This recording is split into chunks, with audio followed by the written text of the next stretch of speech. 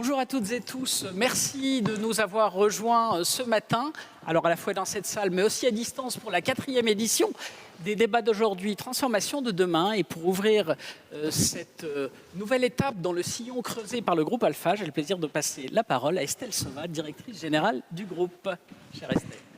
Merci Fabien, merci à tous d'être venus ce matin. On se réjouit de vous accueillir pour cette 4e édition. Alors je ne vais pas rentrer dans les sujets du débat, je vais vous parler un peu d'abord de ce lieu. On aime à rappeler les raisons pour lesquelles on a choisi ce lieu qui est un lieu enchanteur, un peu magique. Parce que d'abord il est empreint d'histoire. Vous avez autour de vous des peintures qui sont évocatrices. En fait, ce lieu créé en 1911 maintenant, donc ça fait un peu plus d'un siècle, et a été créé par le prince Albert, et donc son fils d'ailleurs en a repris la fondation avec la fondation du prince Albert II, qui a pour vocation et pour objectif de se dédier complètement aux sciences de l'océan et de l'environnement aujourd'hui. Hier, c'était un lieu de savoir, un lieu de partage des connaissances sur les sujets en lien avec les mers. Le sujet aujourd'hui de la protection de l'environnement est pleinement partagé ici avec un certain nombre d'acteurs. Et donc, ce sont ces acteurs qui sont autour de la fondation du prince Albert II, la plateforme de l'océan et des climats, l'envoyé spécial des Nations Unies pour les océans, la Commission internationale sur l'exploration également de la protection de la Méditerranée.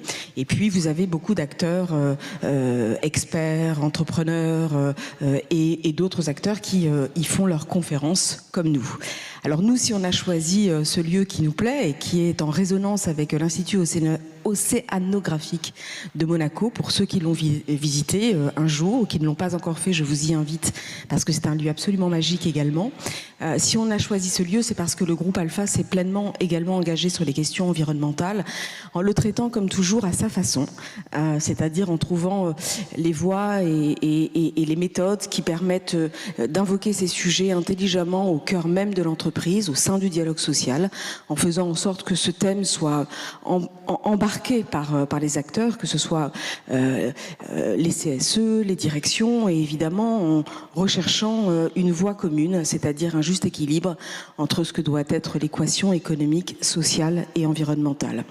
Et à ce titre, on plaide beaucoup, Pierre et moi, et ceux qui nous entourent au sein du groupe Alpha, pour que ce sujet soit embarqué de façon paritaire. Alors, puisqu'on va parler de paritarisme aujourd'hui, c'est peut-être une des façons de reposer ces méthodes aussi au cœur de l'entreprise, au-delà de l'approche institutionnelle, qui est forcément un processus très inspirant et forcément une quête de voie consensuelle, sujet dont on a tant besoin dans notre pays. Voilà, merci, je vous souhaite de bons débats. Et avant de conclure, le 19 septembre, on fête une bougie et enfin la date est fixée. Normalement, on a dégagé le paysage, normalement il ne se passera rien, n'est-ce pas Frédéric, donc tout devrait aller et rouler tranquillement. On vous attend tous pour les 40 ans du groupe Alpha. On se réjouit déjà de préparer cette magnifique fête et je vous y attends nombreux. Merci. Merci Estelle pour cette invitation. Merci Estelle pour cette invitation. On note bien la date du 19 septembre. On a bien compris qu'elle était bloquée dans tous les agendas qui comptent. Alors, on démarre avec cette table ronde, cette nouvelle étape sur le paritarisme dans ses différentes dimensions, dans l'entreprise, et on le verra ensemble avec Pierre, aussi en dehors de l'entreprise. Et alors, pour avancer sur le sujet, j'ai le plaisir de vous présenter nos intervenants. Brigitte Pisa, chère Brigitte, vous êtes la présidente du conseil d'administration de l'Agirc Arrco, très engagée évidemment dans le paritarisme de gestion, un conseil d'administration dans lequel vous siégez depuis 2010 pour la CFDT. Vous présidez d'ailleurs aussi pour l'Agirc Arrco, l'Association européenne des institutions paritaires. Vous êtes également administratrice de AG2R, la mondiale, et de métier, vous êtes experte comptable. Alexandre Sobo, à vos côtés, vous êtes le président de France Industrie depuis 2020, je crois, mais vous avez été réélu en 2022. Vous avez été président de l'UMM, de l'UNEDIC. Vous avez également été vice-président du MEDEF, vice-président de Pôle emploi. Et à la ville, vous êtes ingénieur issu du LIX, une grande école, avec un parcours riche à la fois dans le secteur de la défense, dans l'armement à la DGA, au ministère de la Défense, et depuis 2000, vous dirigez une belle ETI familiale française spécialiste des nacelles élévatrices, des chariots télescopiques. Je veux parler du groupe Olot. Frédéric Souillot, à ma droite, vous êtes le secrétaire général de Force ouvrière depuis le congrès de Rouen, le 3 juin 2022. D'ailleurs, j'ai appris en préparant cette rencontre que vous aviez, à la ville, commencé par une formation de pâtissier, confiseur et chocolatier. Et glacier, on n'oublie pas les glaces, vous avez bien raison. Vous avez effectué tout votre parcours ensuite dans le monde industriel, dans le monde pétrolier, chez Schlumberger, dans une activité qu'on connaît aujourd'hui en station-service sur la maintenance et l'entretien des stations, c'est Tokem, c'est un logo qu'on voit fréquemment. En 2008, vous êtes devenu secrétaire fédéral de FO Métaux, en charge de la sidérurgie, des métaux de base. En 2015, vous avez été nommé secrétaire confédéral en charge de l'organisation du secteur juridique et du personnel. À vos côtés, Julien Damon, vous enseignez à Sciences Po, HEC, l'École nationale supérieure de sécurité sociale. Vous avez une activité de conseil avec l'entreprise Éclair, mais vous avez aussi été directeur des études à la CNAF, chef de service des questions sociales au Centre d'analyse stratégique. Vous avez été président de l'Observatoire national de la pauvreté et de l'exclusion. Vous avez également œuvré au sein de cabinets ministériels et vous avez publié de nombreux ouvrages. Je cite les deux derniers, si vous le permettez. Donc, en 2022, aux frontières du logement ordinaire, et en 2023, toilettes publiques, et c'est sur les communautés urbaines. Je n'en doute pas. Et le sujet, je pense, est tout sauf léger et futile. Nous verrons. Et à vos côtés, Pierre, le président fondateur du groupe Alpha, évidemment, mais on vous connaît aussi comme entrepreneur passionné de football en qualité de président du PFC. Alors, on a bien entendu que le développement du football féminin allait assurer une retransmission en clair des matchs de la Coupe du Monde. Vous êtes militant engagé aussi pour développer les qualités sportives de l'équipe féminine du PFC, et notamment avec son centre de formation. Mon cher Pierre, je veux bien qu'on commence ensemble par expliciter un peu notre sujet. C'est vrai que la formulation, quand on parle du paritarisme, le paritarisme dans ses différentes dimensions, on a dit dans l'entreprise, en dehors de l'entreprise, pourquoi avez-vous souhaité aborder ce thème? Et d'ailleurs, si on reprend le titre, je crois que chacun des termes et chacun des mots du sujet sont importants. PFC, c'est Paris FC, hein, la marque. Hein. Oui. PFC, c'est Pierre Ferracci Conseil, c'est pas la même chose. Merci Pierre. Je tiens à la protection de la marque, il y a Paris dedans. Il faut rendre au club. Voilà, tout à fait. Pourquoi un débat sur le paritarisme? D'abord, on avait un petit peu d'avance dans la réflexion. On se disait qu'après cette longue période d'affrontement sur la réforme des retraites, il fallait reprendre un petit peu son souffle et il y avait peut-être des débats de fond à mettre en mouvement. Pourquoi le paritarisme? Parce que depuis le début du quinquennat d'Emmanuel Macron, il est un peu mis à mal dans les structures paritaires qu'on connaît bien au niveau national. Peut-être que la seule qui est aujourd'hui à peu près ménagée, je dis à peu près, c'est celle qu'anime en tant que présidente du conseil d'administration Brigitte Pisa, mais on a vu que dans l'assurance chômage, dans la formation professionnelle, peut-être un peu dans le logement, Frédéric, puisque je crois qu'il y a une rencontre avec la Première ministre vendredi prochain, demain d'ailleurs. Il y a eu des tentatives, peut-être pas toutes abouties, mais qui ont déstabilisé peut-être un peu le corps des partenaires sociaux. Même si j'ai l'impression, on verra ce qu'en dit Alexandre Sobo, que du côté du patronat, on n'est pas toujours aussi inquiet que cela, du côté de la reprise de l'État dans la gestion de certains organismes paritaires, je pense notamment à l'assurance chômage. Il me semble que la réprobation n'est pas aussi forte que celle qu'on trouve du côté des organisations de salariés. Mais pourquoi le paritarisme? Parce que je trouve qu'il y a une forme de paradoxe aujourd'hui entre ce qui se passe dans l'entreprise, où le dialogue social est plutôt vivant, ce qui ne m'empêche pas de dire que les ordonnances de 2017 l'ont plutôt esquinté. Les ordonnances ont peut-être fluidifié le marché du travail et sont sans doute un peu responsables de l'amélioration du taux de chômage aujourd'hui. Quand j'entends Geoffroy Roux de Bézieux dire hier dans l'opinion que ça a amélioré le dialogue social, ce n'est ni l'avis des 5 organisations syndicales.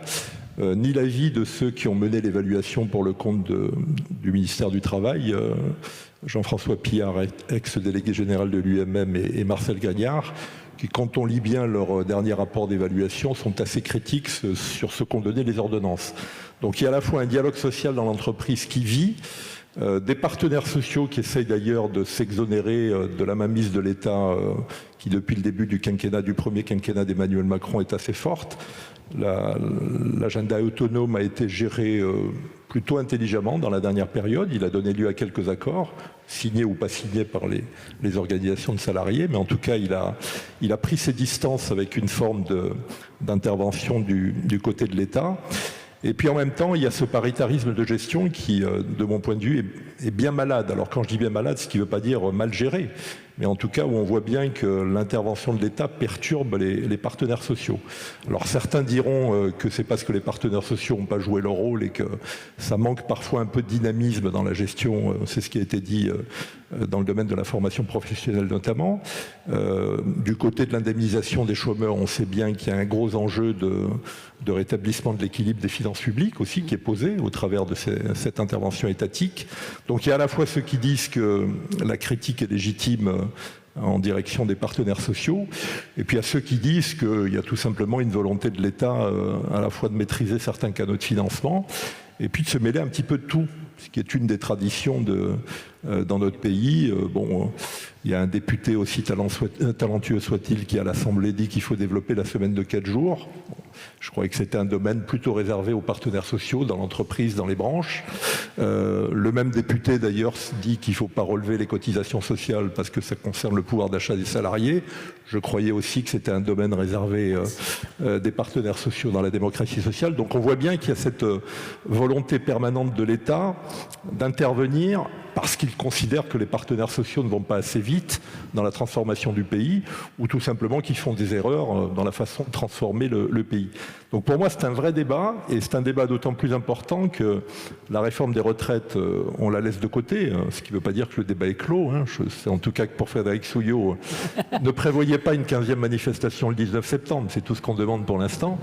Mais derrière la réforme des retraites, on a bien vu qu'il y a quelques sujets très lourds qui sont posés.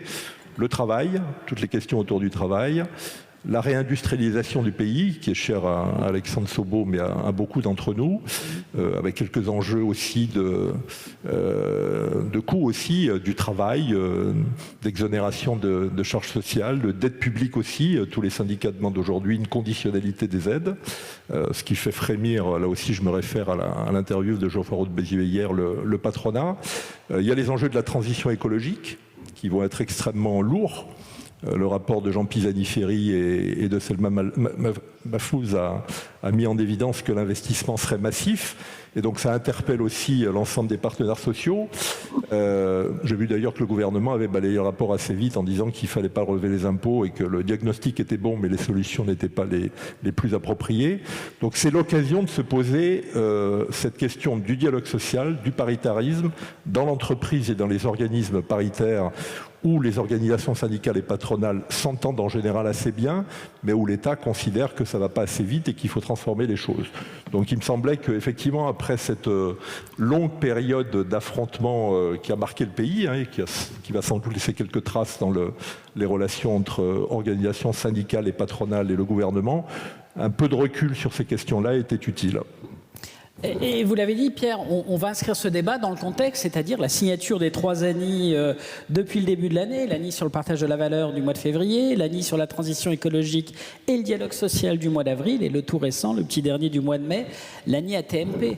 On a en parallèle, vous avez évoqué le paritarisme de gestion, on a quand même eu l'annonce des excédents de l'UNEDIC qui a des niveaux quasi inédits de 4,4 milliards d'euros. On va voir ça ensemble.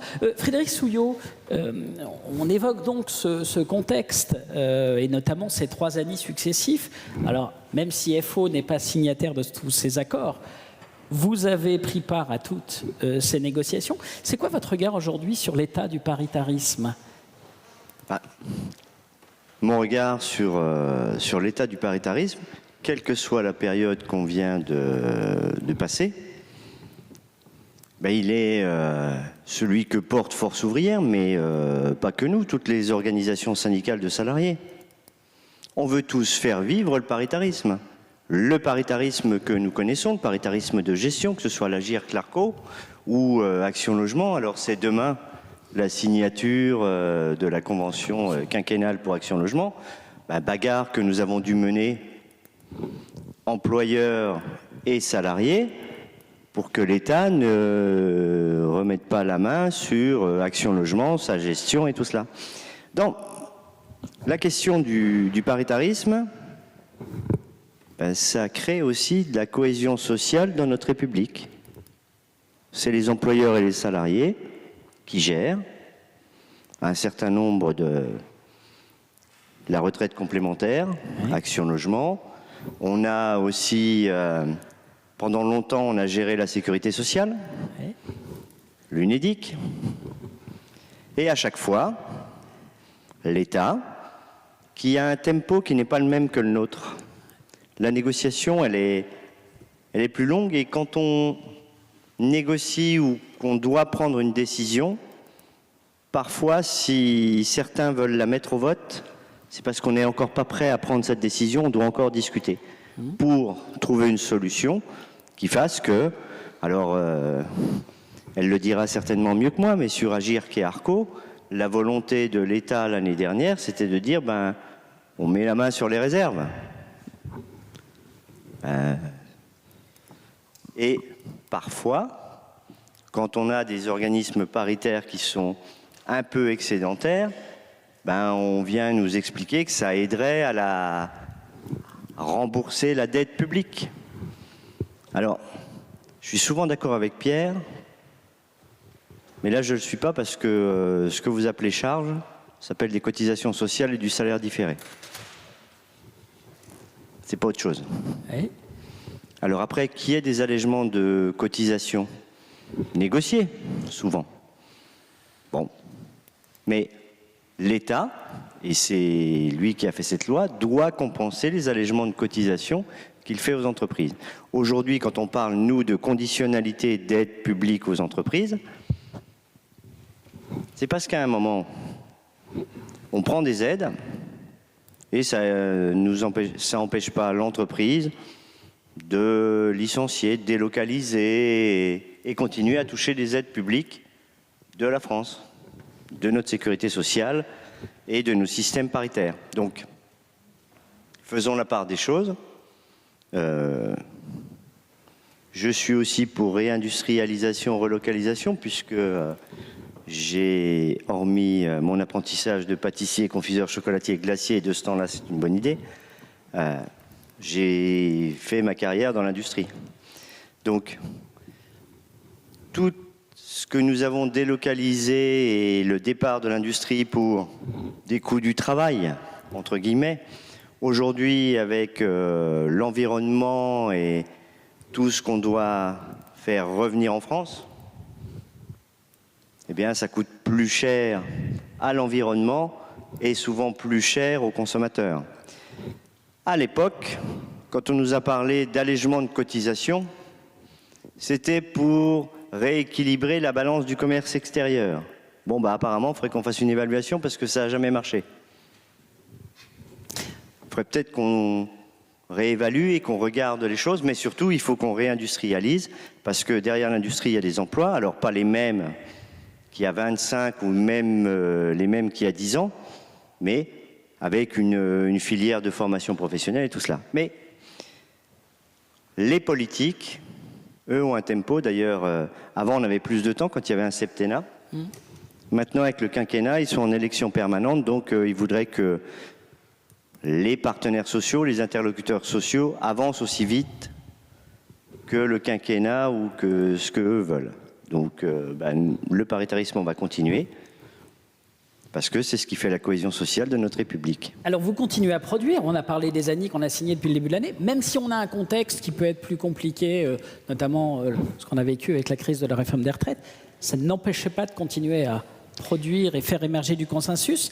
La façon dont l'État s'est positionné, par exemple, sur le premier des 3 ANI qu'on a évoqué, celui sur le partage de la valeur, en disant on reprend intégralement la production des partenaires sociaux. Alors,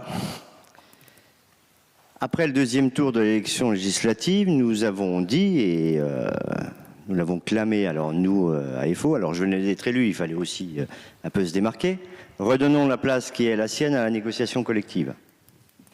Le L1 du Code du travail. Ouais. Bon, une fois qu'on a dit ça, on attend que le gouvernement revienne sur... Et le premier sujet qu'il nous met sur la table en septembre, ben, c'est un accord national interprofessionnel sur partage de la valeur. Ouais. Sur le moment, pour tout vous dire, puisqu'on peut se dire les choses, on est entre nous. On est entre nous, allez-y Frédéric. On n'était quand même pas très nombreux à vouloir dire qu'est-ce qu'on va faire avec ce truc, que ce soit dans les organisations syndicales d'employeurs ou de salariés. Et là, à quelques-uns, on a dit, mais on leur dit depuis 2 mois, redonner la place qui est la sienne à la négociation collective, auquel premier sujet ne nous arrange pas trop, bah prenons-le. Prenons-le, faisons un diagnostic, alors parfois il n'est pas partagé, débattons, et puis regardons si on peut aller jusqu'à la signature d'un accord. Dans le même temps, et même si on se parlait peu à cause de la réforme des retraites, on a expliqué à l'exécutif que si on trouvait un accord sur ce sujet, on demanderait la transposition intégrale, mais c'est ce que l'on demande souvent quand on a des accords nationaux interprofessionnels normatifs. On demande à chaque fois, ou quasiment à chaque fois, que ce soit transposé stricto sensu dans la loi. Mais ça a été fait là sur le partage de la valeur. Oui, parce que il n'y a pas de majorité. Il n'y a pas de majorité absolue, donc il y a encore des discussions. On en avait encore une hier sur. Et on tient à ce que la loi respecte bien l'équilibre de l'accord. Ouais. À chaque fois qu'on signe un accord ou qu'on ne le signe pas, ben, l'accord, ce n'est pas un consensus mou. Chacun fait des pas. Et sur partage de la valeur, ben, y compris en interne dans les organisations, on y va, on n'y va pas. Pour nous tous, c'est avec la paye qu'on remplit le frigo, c'est avec le salaire. Ouais. Donc, mais intéressement en participation, ça existe depuis 58 et 67. Bon, après, qu'il y ait d'autres modalités de rémunération, soit, mais c'est le salaire qui reste la base. C'était l'article 1, je crois, de l'accord, c'était l'objet de dire « ça ne se substitue pas au salaire ». Voilà, et du coup, ben, là, les politiques ont un petit peu de mal à transposer ça dans la loi en disant que c'est déjà dans le Code du travail. Sauf que là, dans les discussions que nous avons, on demande le transfert intégral dans la loi de l'accord que nous avons signé. Et alors l'ANI TMP, ça sera la même chose? Vous attendez la reprise in extenso? Ah ben, on attend exactement la même chose. Et puis, on a ouvert aussi tout un tas de pistes dans cette ANI ATMP ouais. que nous rediscuterons lors de notre prochaine réunion agenda autonome du 28 juin. Où, pourquoi on a dit agenda autonome? Il est dans l'accord sur le paritarisme de juin 2022. C'est le premier accord que j'ai signé en étant élu secrétaire général. Et on avait décalé, à Force ouvrière, on avait demandé le décalage de la signature de cet accord pour bien montrer que le nouveau bureau confédéral, les nouvelles instances, ben, le premier accord qu'ils signaient, c'était l'accord sur le paritarisme. Et dans l'accord sur le paritarisme, on a remis l'agenda autonome.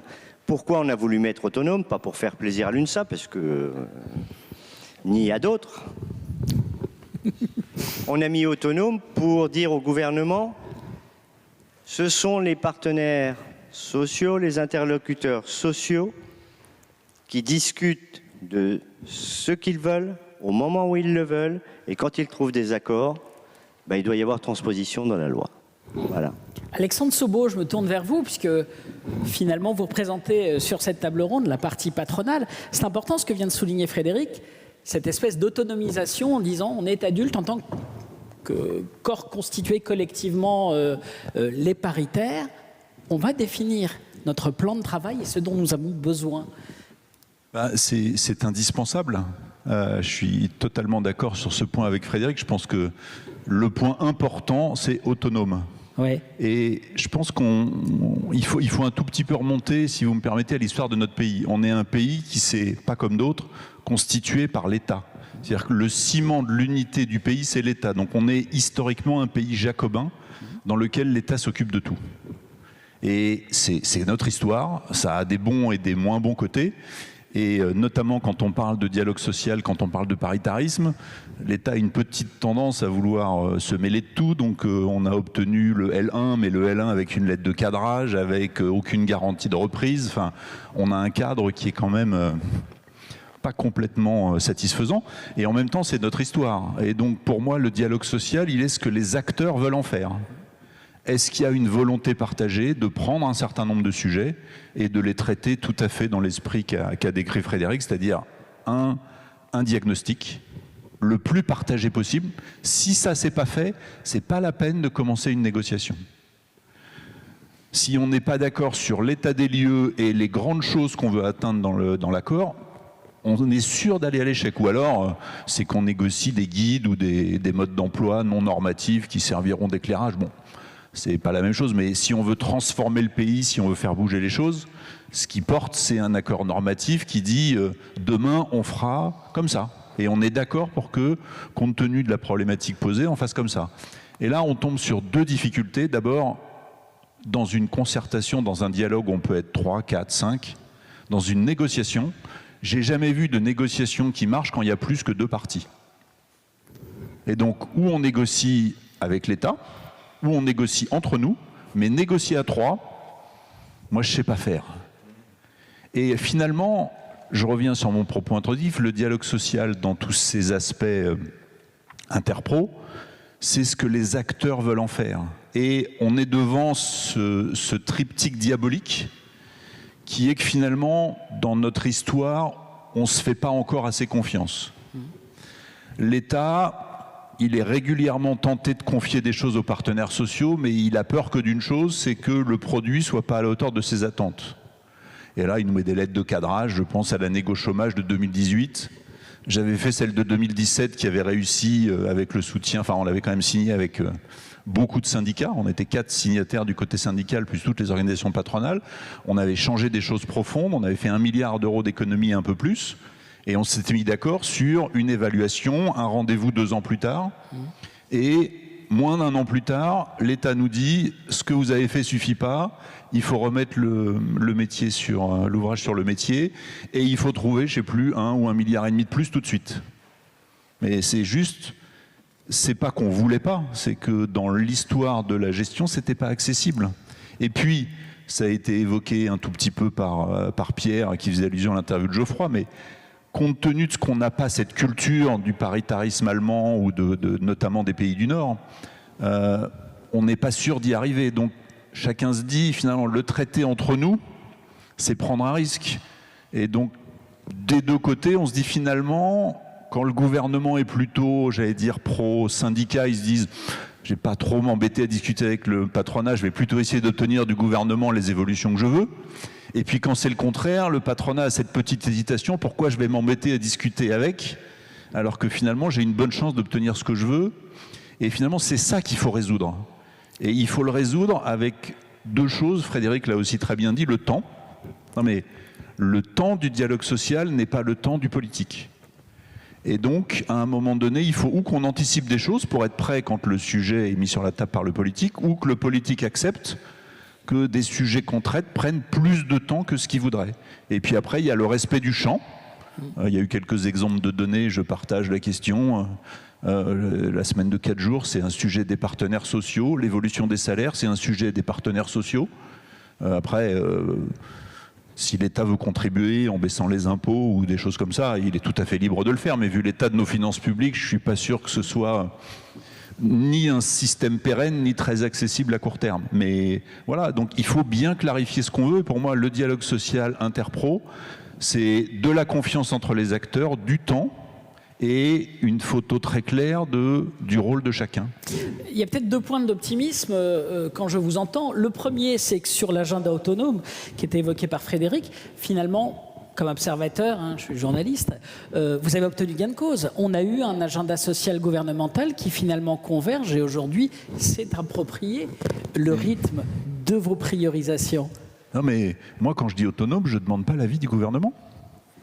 Je discute avec les organisations syndicales et je dis voilà l'état du marché du travail, voilà les préoccupations des salariés et des entreprises, sur quel sujet on pense qu'il faut essayer, parce qu'on n'est jamais sûr d'y arriver, hein, le principe d'une négo, si vous êtes d'accord avant de commencer, faites pas le formaliste, si passez pas 6 mois, vous bougez les curseurs et on passe à autre chose. Donc on a du travail de conviction, on a du travail de diagnostic, mais on se dit là où on en est aujourd'hui et le fonctionnement des règles n'est pas bon, donc on veut faire bouger les choses.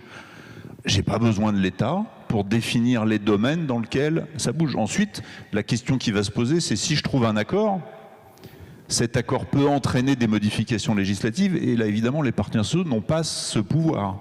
Donc, le moment venu, vous retournez vers l'État en disant voilà le diagnostic qu'on porte, les solutions qu'on propose et ce qu'on vous demande de faire pour que ça rentre en vigueur. Et là, l'État reste.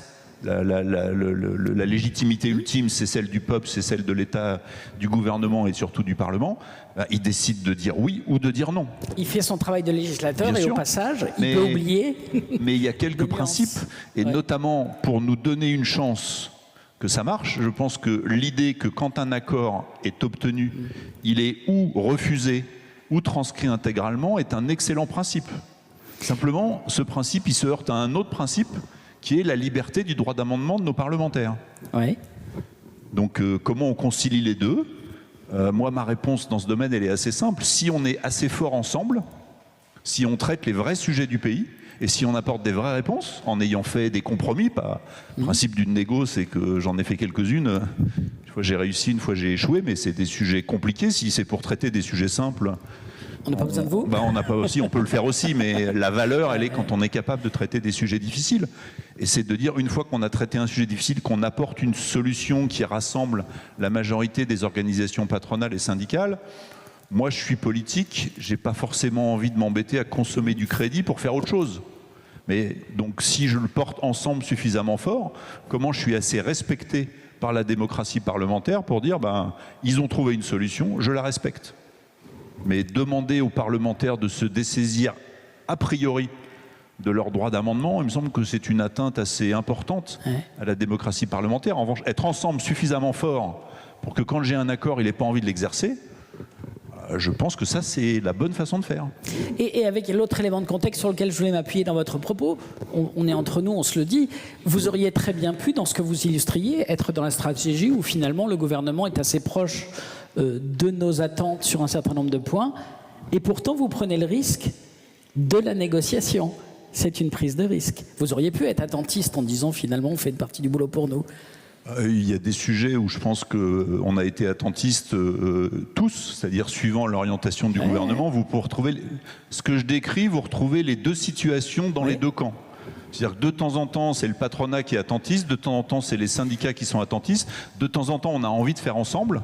Et ce qui fait vivre le dialogue social interpro, c'est que sur des sujets importants, on a envie de faire ensemble. Et il y a un beau sujet qui s'annonce. Pardon, Pierre. Oui, mais Alexandre, c'est là qu'il y a une contradiction. On ne peut pas, côté syndical comme côté patronal, revendiquer une autonomie et demander au Parlement qui a le pouvoir définitif que lui a confié le peuple français par l'élection, le pouvoir politique est dominant.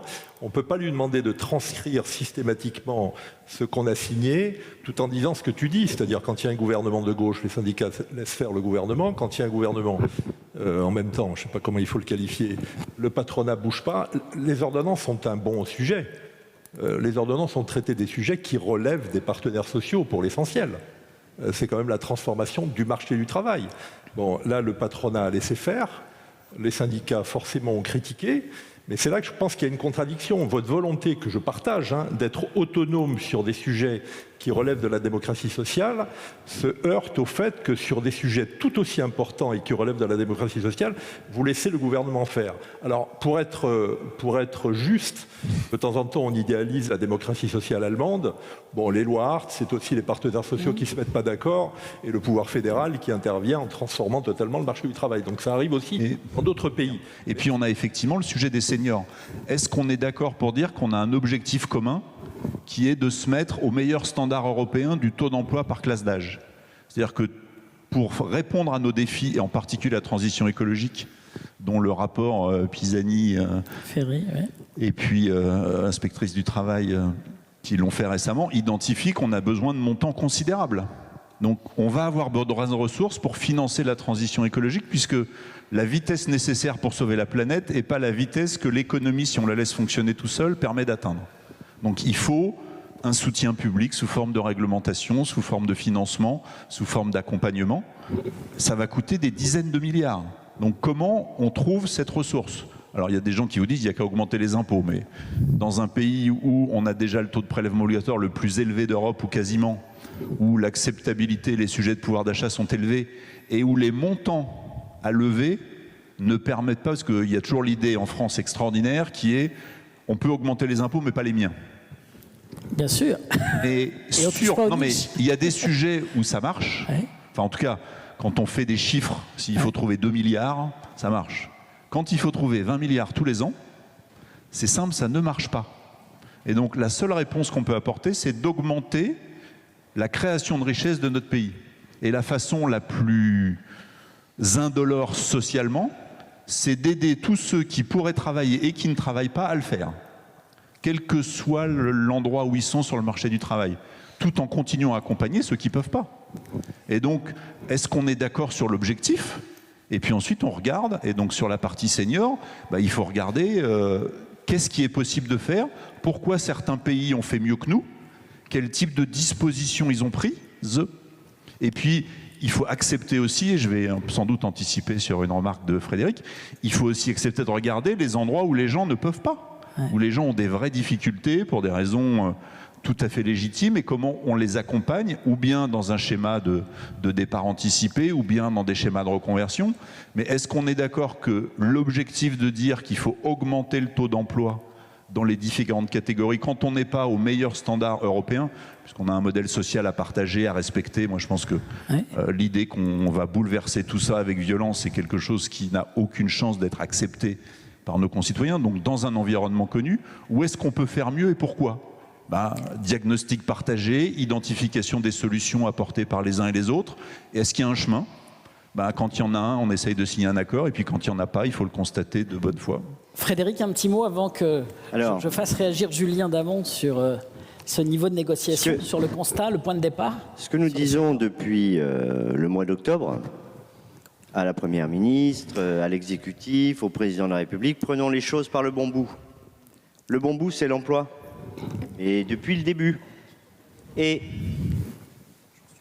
puisqu'on parlait finance et économie, on a le plus bas taux d'emploi des 55-64 ans de l'OCDE. Alors pourquoi, comment après, il y a une partie qui était la fin des systèmes de retraite par anticipation, ASFNE, ARP et tout cela. Les pré-retraites et leurs héritiers. La contrepartie de l'aménagement du temps de travail et le passage à 35 heures.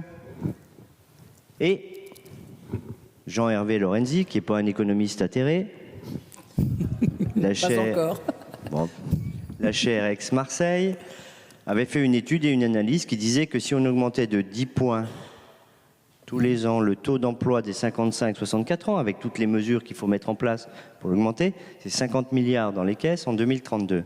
Donc on n'avait plus de problème pour notre système de retraite par répartition, et on créait de l'emploi et de la richesse et tout ce qui allait avec. Donc prendre les choses par le bon bout.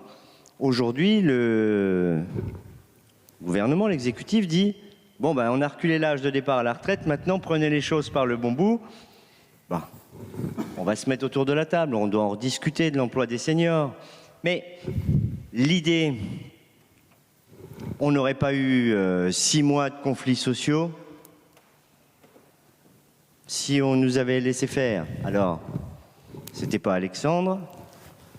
J'ai pas vu le patronat au mois d'octobre l'année dernière dire oui, si on pouvait parler d'emploi ou. Il n'avait plus besoin de demander, tout tombait comme à gravelotte sur les aides publiques pour le soutien aux entreprises. Donc, Alexandre ne l'a pas caché, et parfois on peut avoir un intérêt à attendre. Ouais. Sauf que les organisations syndicales, elles n'ont jamais d'intérêt à attendre. Ouais.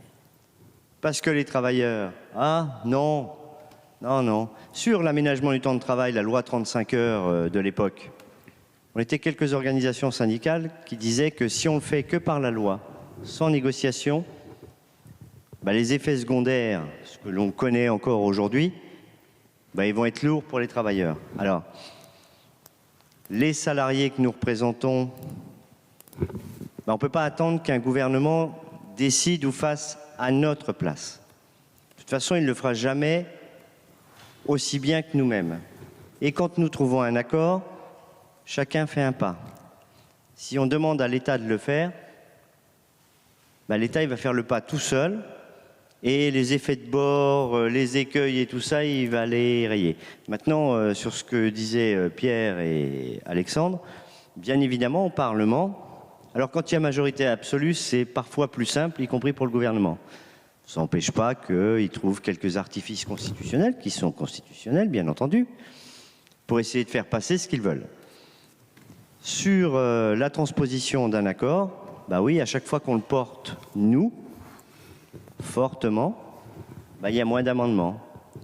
Ou alors, de temps en temps, même des signataires de l'accord font passer des amendements ici ou là pour essayer d'améliorer ce qu'ils n'ont pas forcément obtenu. Julien Damon, si on prend un tout petit peu de recul pour analyser ce qu'est ce paritarisme de négociation et la façon dont l'État s'empare, respecte plus ou moins, en préparant ensemble, vous me disiez finalement, leur rôle, c'est un rôle de pré-législateur. Après, quid de l'acceptation par l'État des règles du jeu ou de cette fonction? Alors, sur ce beau sujet du paritarisme qui nous occupe ici, j'ai trouvé que la salle était particulièrement bien choisie. On a un micro-climat. Je vais vous en donner un, parce que j'ai quelques inquiétudes sur celui-ci. Je disais d'abord que nous sommes dans une salle qui est parfaite pour discuter du paritarisme. Nous le voyons de la tribune, mais si vous tous dans la salle, vous vous tournez, et si les caméras peuvent se tourner pour ceux qui nous regardent de loin, vous avez une superbe fresque, et m'est venue cette idée en la voyant, je l'intitulerais « L'État harponnant les partenaires sociaux ». Et c'est évidemment un clin d'œil qui fait... Je suis pas d'accord, on n'est pas une baleine. Enfin, je pense que Frédéric est d'accord avec moi. Ce sont des orques, etc. On peut longuement en discuter, faire des articles de doctrine, etc. Mais en tout cas, de toutes les façons, dès qu'on aborde la question du paritarisme, vient le sujet de l'État, de la place de l'État et des risques, des perspectives, des réalités de l'étatisation. Le paritarisme, c'est à la fois un mode de fonctionnement et un totem à la française. On a l'impression que depuis Vercingétorix et la sécurité sociale, qui ne sont pas nés à la même époque, il y aurait un paritarisme pour faire fonctionner notre système social. Il faut le voir sous deux angles.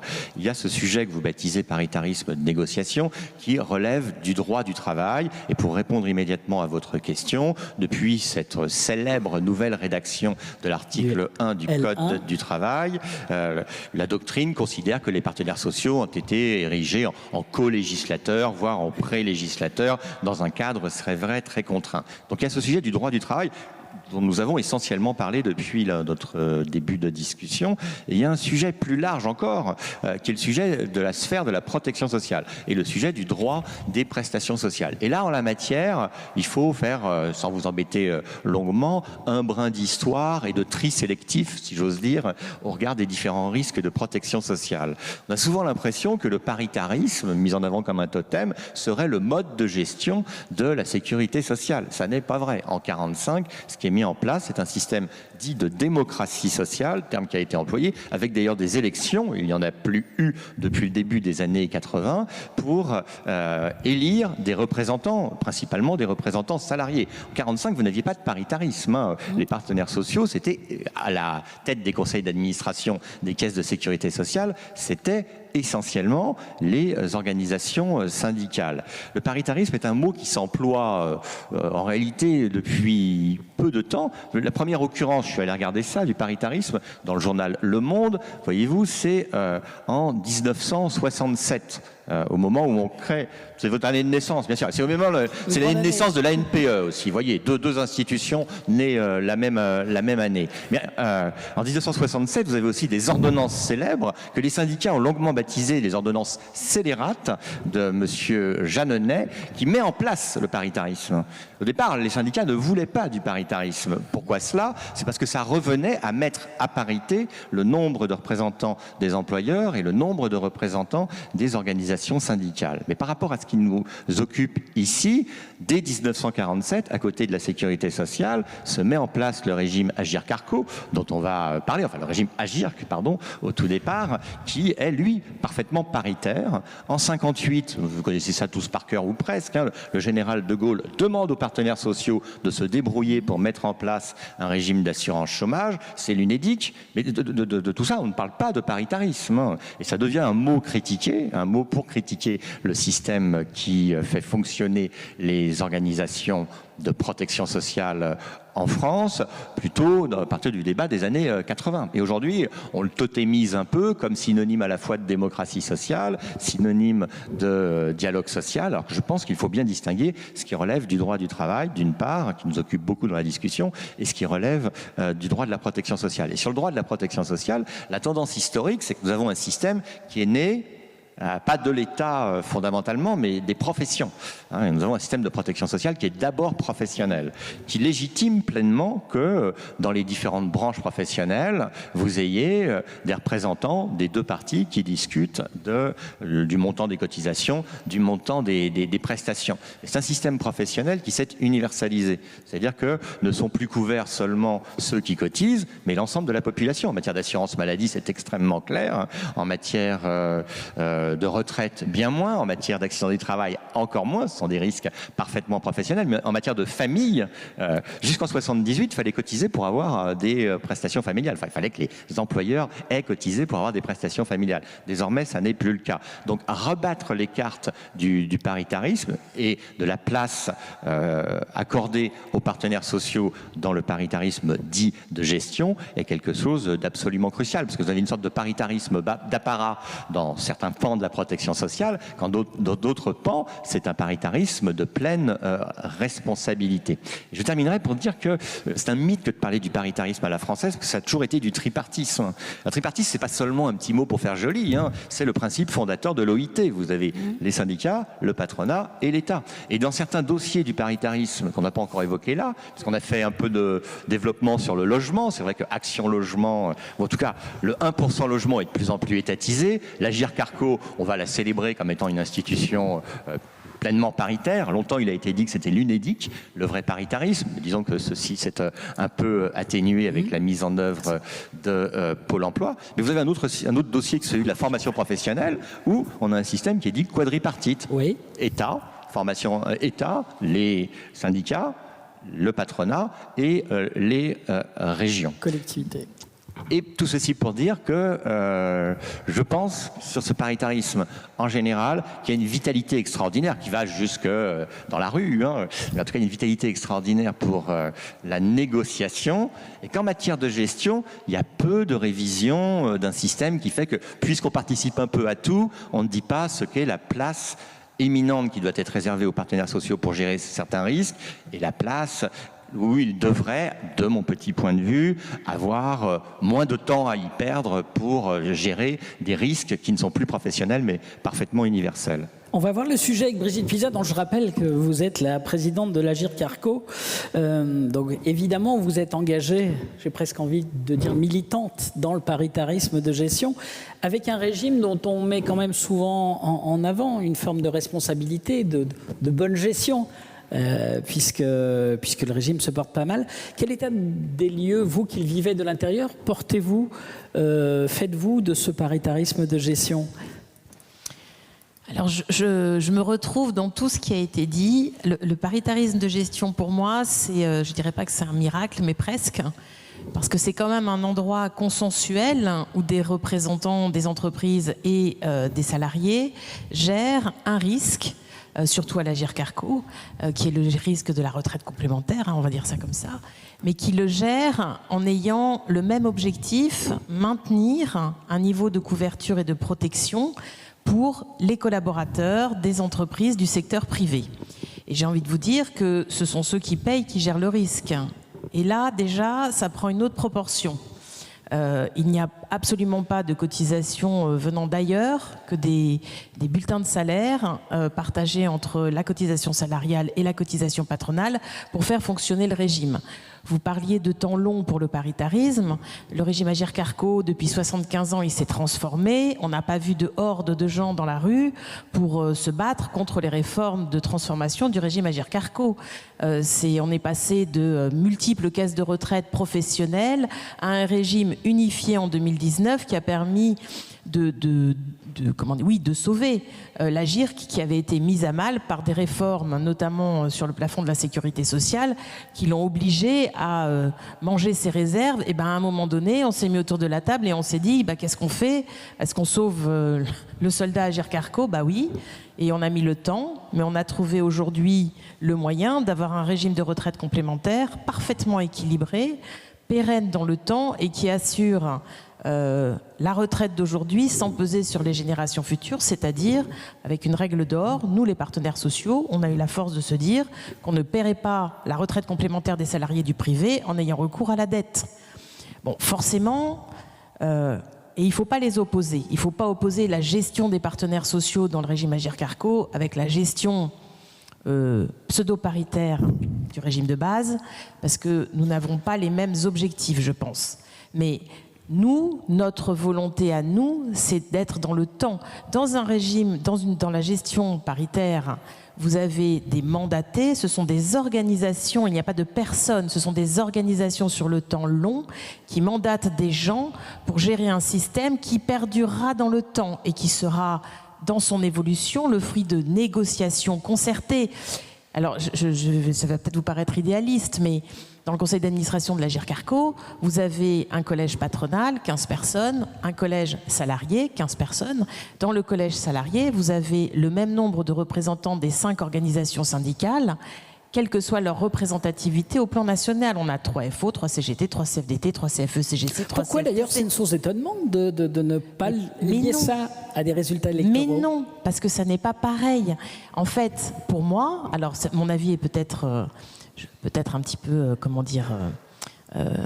c'est une vision personnelle, c'est que même s'il y a une représentativité, notamment d'un point de vue syndical national, on représente quand même les travailleurs de ce pays. Donc il n'y a pas d'utilité dans le paritarisme de gestion à se mettre des espèces de barrières de représentativité. Il est important que l'on ait tous voix au chapitre, et je vous assure que dans nos conseils, alors je vais prendre une image que je donne assez souvent. Moi, je suis rentrée là-dedans complètement par hasard, parce que, rassurez-vous, le paritarisme de gestion, c'est pas une vocation. On ne naît pas... Ah non, on vient vous chercher, on vous repère, on vous dit, celui-là, celle-là, on va la mettre là-dedans, on va voir ce que ça fait. Le profil expert comptable peut tenter. Ça aide, bien sûr, mais alors, ça aussi, c'est absolument merveilleux. Ça permet à cette démocratie, le paritarisme de gestion, ça permet une forme de démocratie sociale, et vous retrouvez aujourd'hui à des présidences importantes, des gens qui, je pense, n'avaient absolument pas un moment imaginé dans leur carrière se trouver là, et pourtant qui font de grands dirigeants dans le paritarisme de gestion. Mais je trouve, moi, que notre façon de travailler, quand on est tous ensemble autour de la table, ça me fait penser aux Ents. Alors moi, je suis une grande fan d'Heroic Fantasy. Les Ents, c'est ces arbres dans Le Seigneur des Anneaux qui mettent un temps fou à trouver des solutions pour sauver la forêt. Et ben nous, on est un petit peu comme ça dans le paritarisme de gestion. Nous prenons le temps d'évaluer, le temps de se mettre d'accord sur l'évaluation, le temps de déterminer les objectifs, et ensuite, chacun apporte sa pierre à l'édifice, et notre rôle, c'est de trouver le chemin de traverse, le plus grand dénominateur commun dans l'intérêt des gens que nos organisations protègent. Et ça prend du temps, mais lorsque la décision est prise, c'est un rouleau compresseur, et rien ne nous arrête. Voilà. Et donc, ça, je trouve qu'on a cette force-là, et vouloir nous attaquer là-dessus, c'est facile. Enfin voilà, l'année dernière, la volonté du gouvernement pour avoir un résultat positif en bas d'un tableau Excel envoyé à Bruxelles, de récupérer les réserves de l'Agirc-Arrco qui ont été mises comme étant la cagnotte du siècle, mais c'est à mourir de rire. 68 milliards par rapport à nos 2000 milliards d'engagements futurs si on devait provisionner, j'ai envie de vous dire, c'est un confetti. Mais c'est cette fameuse volonté, c'est le court terme par rapport au long terme. Et là où je suis d'accord avec vous, monsieur, c'est que je pense qu'aujourd'hui, il faut se reposer la question, quel risque le paritarisme de gestion, au travers ces structures, doit protéger, et quel est celui, parce qu'on lui a donné d'autres choses à faire que ceux qui avaient été à la base pensé quand ça a été créé, il y a peut-être des risques qu'on ne doit plus gérer en tant que paritaire et qui doivent relever d'une gestion nationale. Si je vous comprends bien, Brigitte, ça veut dire que cette tendance à l'universalisation à laquelle faisait référence Julien peut peut-être conduire à s'interroger sur la pertinence de cette gestion. C'est pas tout à fait ce que j'ai dit. Alors dites. J'ai dit, aujourd'hui, je me dis, on a créé la sécurité sociale en 1945, elle devait répondre à un certain nombre de besoins. Est-ce qu'aujourd'hui, elle répond toujours aux mêmes besoins? Est-ce qu'on ne l'a pas utilisée pour faire autre chose? Les vases communicants, quand il y a des trous à un endroit, hop, tiens, il y a de l'argent là, je vais le mettre là, mais après, sur le long terme, on oublie que l'année d'après, on fait la même chose. Donc là, hop, il y a un trou là, puis un autre là, voilà. Et je me dis, est-ce qu'il ne faut pas aujourd'hui se poser la question de façon franche? Ça sert à quoi, par exemple, la Sécu? Est-ce que les risques qui sont assurés par la Sécu, c'est bien, ils sont bien suffisamment couverts par les cotisations ou pas? Est-ce qu'il ne faut pas changer des choses là-dedans? Mais ça n'a rien à voir avec le mode de gestion. Oui.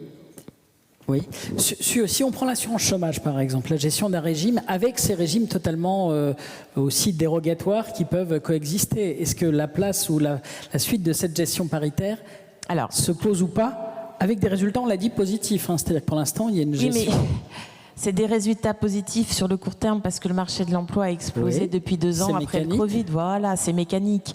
Maintenant, sur l'assurance chômage, alors je vais peut-être me faire arracher mes galons par la CFDT. Moi, j'estime qu'à partir du moment où on fait rentrer l'État là-dedans, je suis d'accord avec vous, faut en sortir. Je veux dire, nous n'avons pas, je suis d'accord avec vous, monsieur Alexandre, on ne peut pas discuter avec l'État. D'ailleurs, moi, quand j'entends l'État qui dit « mais vous devez aller discuter dans les entreprises », j'ai envie de lui dire « écoutez, monsieur l'employeur État, commencez par aller discuter là où vous êtes employeur avant de venir nous donner des leçons à nous de discussion dans les entreprises.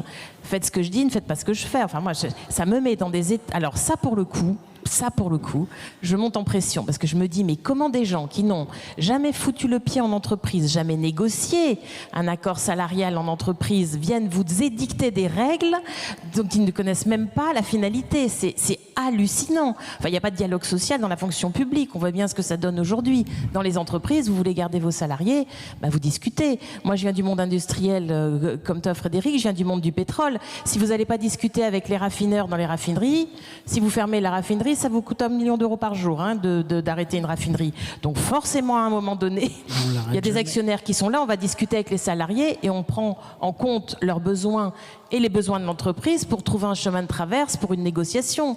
Mais l'État qui vient nous expliquer à nous, dans le privé, comment on doit négocier sur la valeur, trucs comme ça, alors ça me met hors de moi. Je ne comprends même pas comment on peut se regarder dans une glace et dire des choses pareilles. C'est insupportable.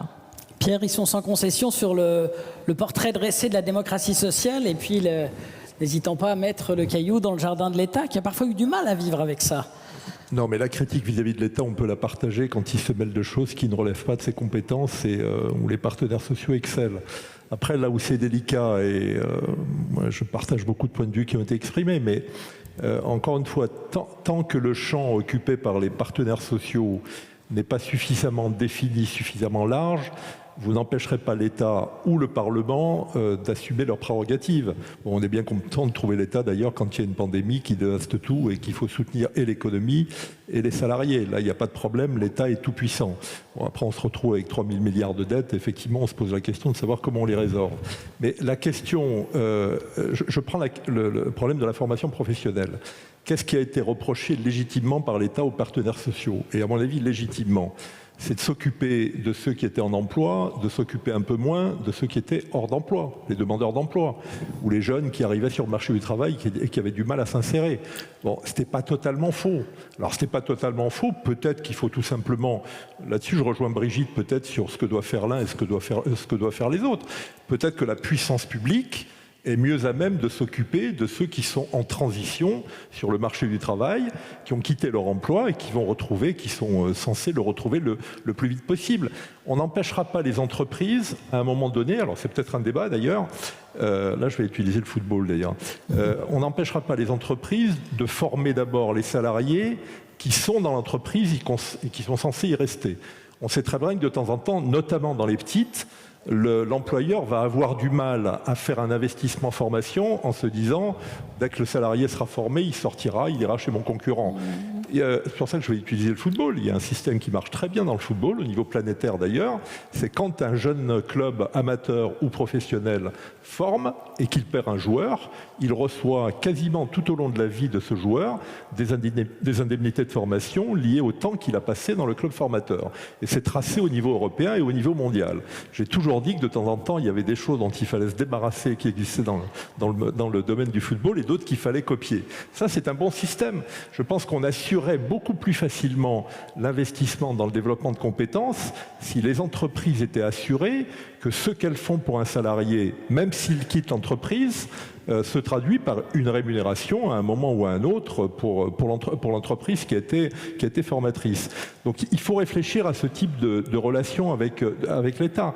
Après, pour revenir à la question de fond qu'a posée Alexandre Sobo, pourquoi je pense qu'on ne débarrassera jamais le Parlement, qu'il soit de droite, de gauche, ou ni de droite ni de gauche, ou de l'extrême droite ou de l'extrême gauche demain, on ne sait jamais ce qui peut arriver à ce beau pays, on ne le débarrassera jamais de ses prérogatives essentielles, et la prérogative essentielle, c'est de faire la loi.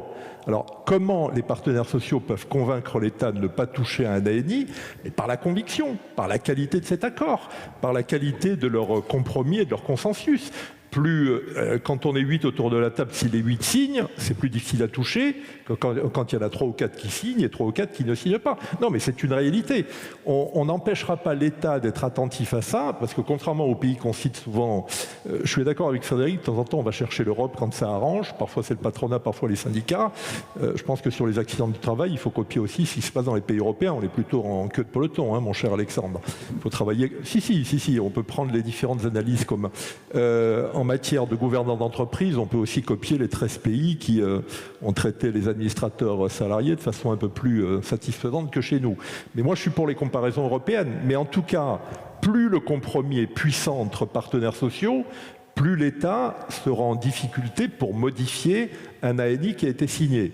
Alors après, quand il y a une majorité relative à l'Assemblée, c'est plus compliqué. Il y a des jeux qui nous échappent à tous, et notamment aux partenaires sociaux.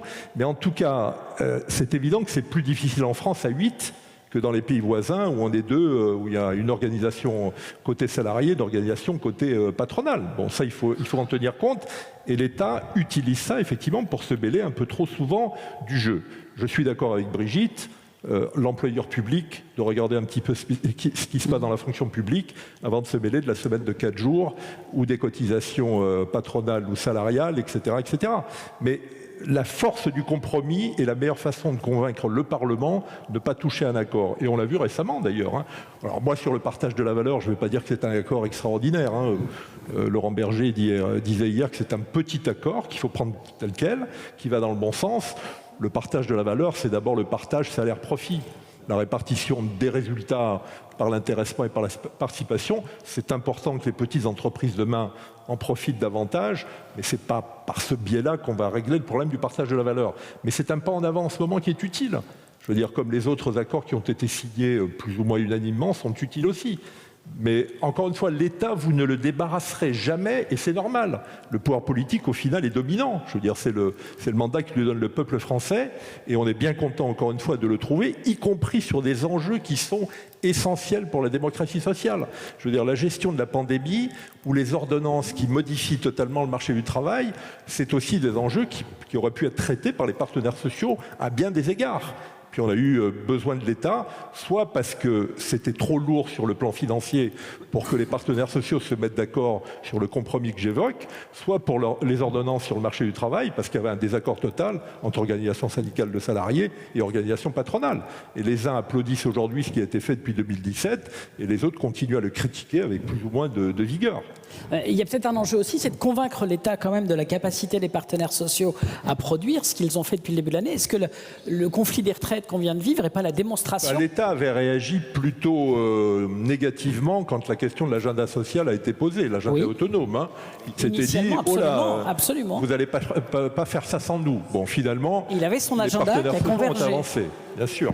Absolument. Sur la réforme des retraites, on a pris les choses à l'envers, comme le disait Frédéric, peut-être. Alors sur la réforme des retraites, enfin là on est tous d'accord. Enfin le patronat est un peu plus coupable que les organisations de salariés. Un peu plus, il est coupable. En Finlande, qu'est-ce qui s'est passé? Moi je le cite souvent en exemple. Avant de déplacer l'âge légal de 2 ans, d'ailleurs c'était de 62 ans à 64 ans, on a demandé aux partenaires sociaux de travailler sur les seniors. Ils en ont fait, l'État, un enjeu de société. C'est-à-dire qu'on a dit à toute la société, les seniors vont devoir travailler plus longtemps, aidons-les à mieux travailler plus longtemps, en aménageant les fins de carrière, en regardant la question du tutorat, de la baisse de la charge de travail. Ça a duré 5 ans de négociations. L'État a attendu ensuite 2 ans supplémentaires pour réfléchir à la façon de faire glisser l'âge légal. Mais qu'est-ce qu'on avait réussi à faire? Obtenir, inciter les seniors à rester plus longtemps au travail en aménageant leur fin de carrière. Il vaut mieux inciter les gens à rester au travail plutôt que les forcer en déplaçant l'âge légal. Bon, là, on prend le problème à l'envers. Culturellement, ça va être difficile, parce que les entreprises ont usé et abusé des départs des seniors dans toutes les restructurations qu'on vit, nous, dans le groupe Alpha, depuis 20 ans ou 30 ans ou 40 ans. On voyait bien que le critère d'âge était le critère principal dans une restructuration. Et on le paye cher aujourd'hui. Il y a une mémoire dans les entreprises qui s'est évacuée et qui a mis en danger, d'ailleurs, une bonne partie de l'industrie à un moment donné. Il n'y a pas que le système d'exonération des charges sociales ou des cotisations sociales qui a porté atteinte à l'industrie, mon cher Alexandre. Merci. Une pierre dans votre jardin, Alexandre. Sur le sujet des seniors, on va avoir l'interpro, on va avoir la négociation d'entreprise aussi à mener pour recréer des équilibres. Je voudrais prendre l'exemple, parce que je suis évidemment pas d'accord avec tout ce qu'a dit Pierre, mais c'est normal, mais c'est pas une pierre dans mon jardin, au contraire. C'est bien la preuve que sur tous les sujets, il faut accepter qu'on mette tout sur la table. Et qu'en face de chacune des questions que Pierre a posées, on soit d'accord pour s'asseoir et dire sur quoi on est d'accord, sur quoi on n'est pas d'accord, quel est le diagnostic, quelle est la réalité du marché du travail et pourquoi un certain nombre de comportements qui sont incontestables existent. Sur le sujet du travail des seniors, moi, ma conviction profonde, c'est que c'est l'ensemble des règles qu'on a mis sur le marché du travail et sur les ajustements parfois nécessaires dans la vie d'une entreprise des effectifs qui a conduit à ce type de comportement. Et que ces comportements sont en fait non pas pertinents collectivement, mais ils sont vus comme les moins injustes ou les plus socialement et économiquement acceptables par tout le monde.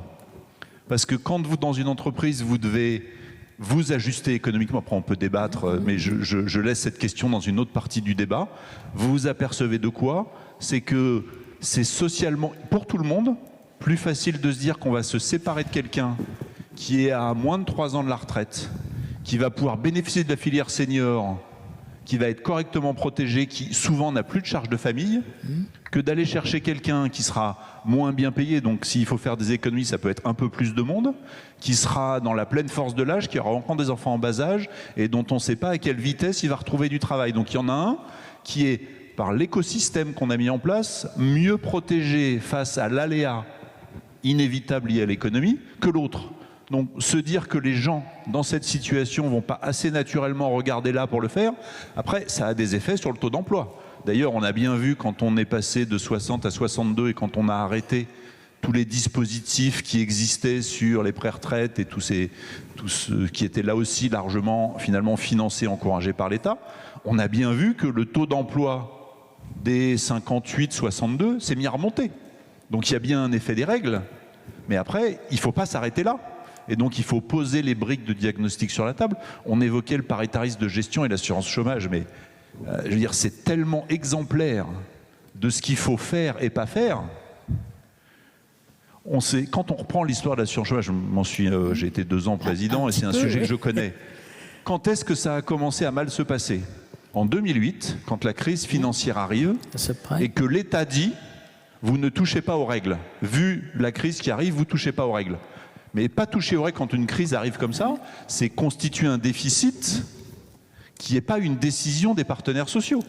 Donc ce qu'il lui fallu faire à ce moment-là, c'est pas dire non, c'est de dire à l'État, le déficit lié à votre décision que vous nous imposez, et vous êtes l'État, vous êtes légitime, c'est vous qui la payez.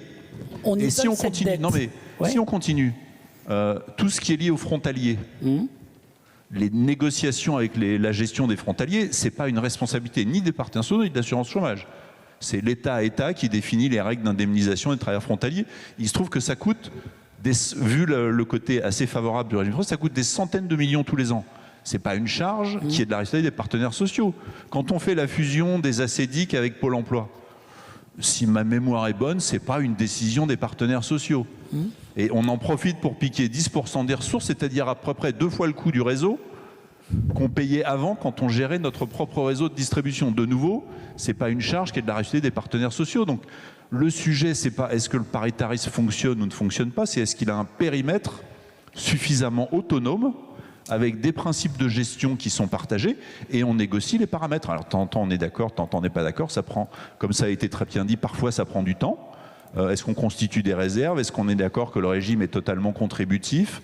S'il doit être en partie redistributif, pourquoi, comment? Est-ce que ça permet de continuer à le gérer? Il y a plein de choses qu'il faut mettre en ordre. Et là, ce qu'on va voir arriver sur Agir Carco, c'est avec la réforme des retraites, il pourrait y avoir des excédents.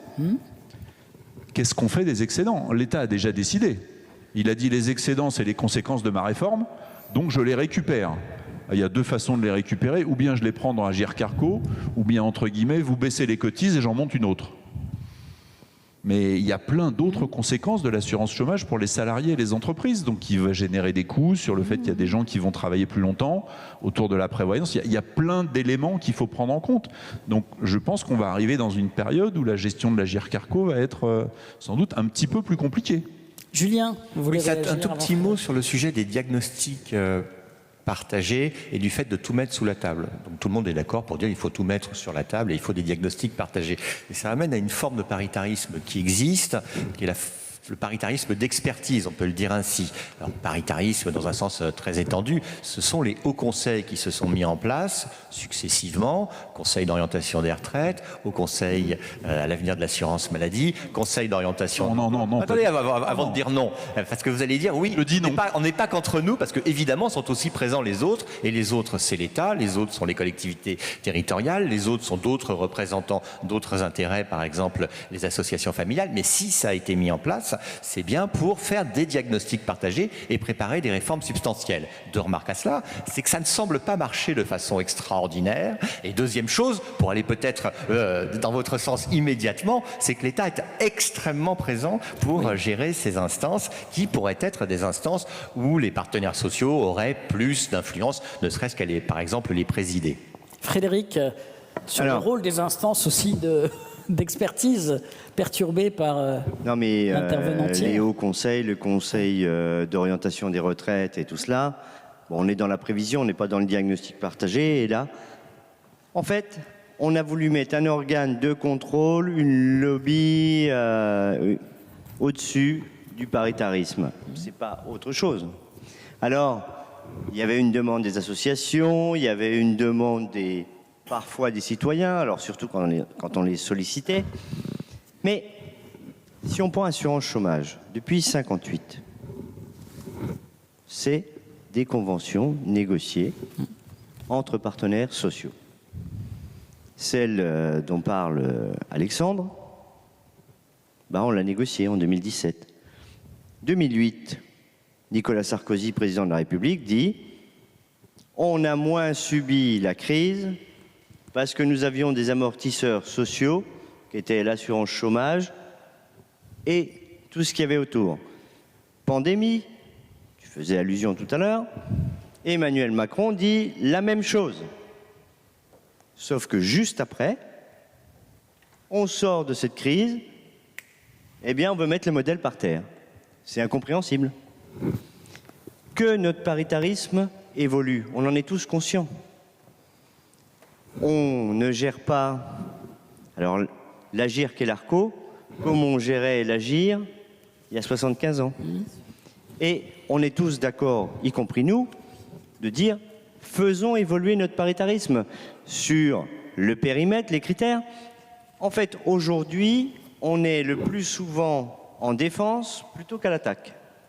Pour faire un lien avec le football, j'ai bien compris pourquoi le centre de formation du football féminin était chez vous, parce qu'apparemment, ça paye toute la vie. Ah. L'investissement formation en général, voilà. Bon. Eh bien, on est toujours en défense parce que les gouvernements successifs tente à chaque fois de démonter un bout du paritarisme. Là, on a parlé de qu'est-ce qu'on doit négocier pour demain. Mais c'est la même chose qu'avec votre contrat de prévoyance santé. Souvent, quand vous êtes actif, il y a un contrat de prévoyance santé pour l'entreprise. Dedans, il y a maternité, tout ce qui va avec.